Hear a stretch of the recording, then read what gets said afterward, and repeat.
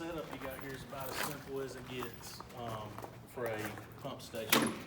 Wet well, the pumps are 2.5 horsepower pumps.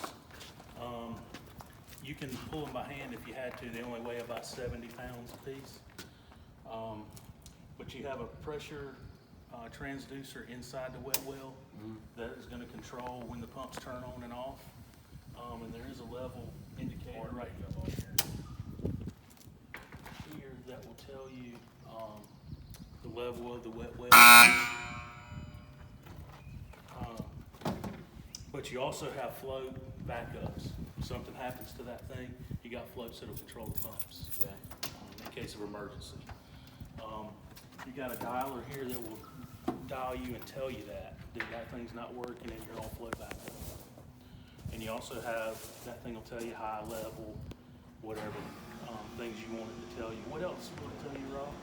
Basically high water alarm, any type of alarm failures, and power failure.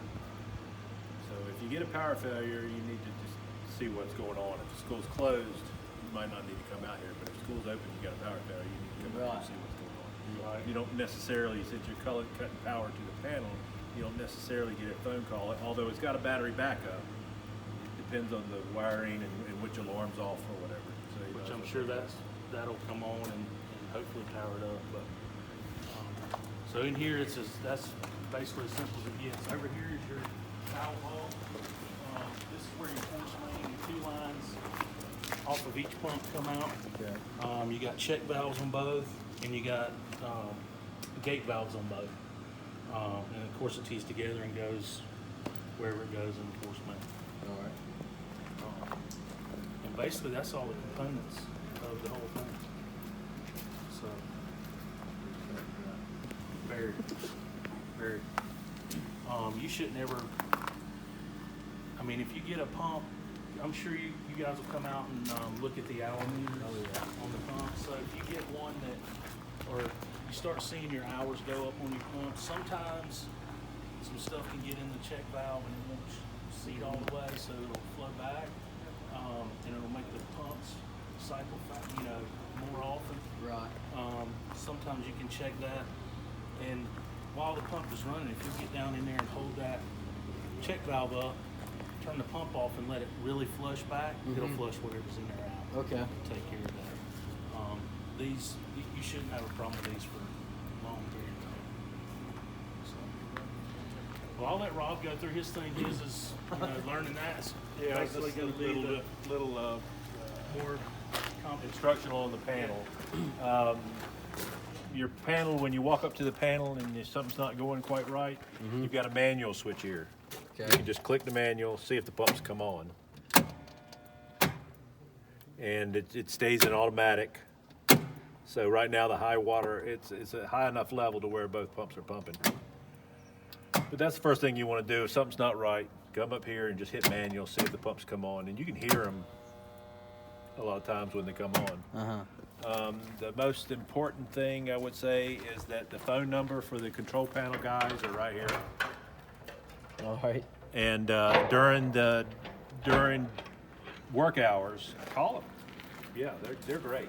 They'll help you figure out what's going on. Okay. Also, my card will go in the control panel, and I'm in Raleigh, and I'm out this way all the time. So if you have a problem, then just give us a call. All right. As far as just make sure your breakers are on. You've got your pump breakers here. You've got control breaker and the power for the dialer, and that's here. So if your power's on and this is lit, that means that's your level. And this is controlling your on and off and stuff like that. So there's not much to do here except for just make sure it's on. And like Billy said, you've got to float back up. If this freaks out, then you've got to back up on off, that kind of thing. Okay. So it's basically the control panel. This is the telephone dialer over here. You shouldn't have to open it, but right here you've got a high water alarm because the water level's up a little high right now. And these lights will be lit for alarms, and that'll be set up. But you really, when you'll get alarm by phone, you can get it by text, you can get an email. We'll just set you up however you want to be set up. Okay.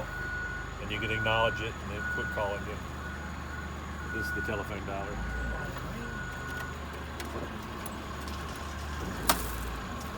You're being required by the state probably to check it at least once a week. And I would just come out here, turn the pumps on, make sure they work. And then I would lift the float in the wet well to make the alarm come on. And the horn will come on, and there's a silent switch. There's a silent switch on the outside of the door because it's loud. So the alarm's going on, you can come out here and hit silent, and it'll silent out, but it won't cut that off until the alarm goes away. So as far as inspection goes, I would write down your hours every week, keep a log, and if something's going out of whack, it'll show up in the hours. So if your pumps are running and your hours are still tracking pretty good, and pumps come on and your alarm works, then you should be good to go. And call me anytime, so that's all the training I need. Questions?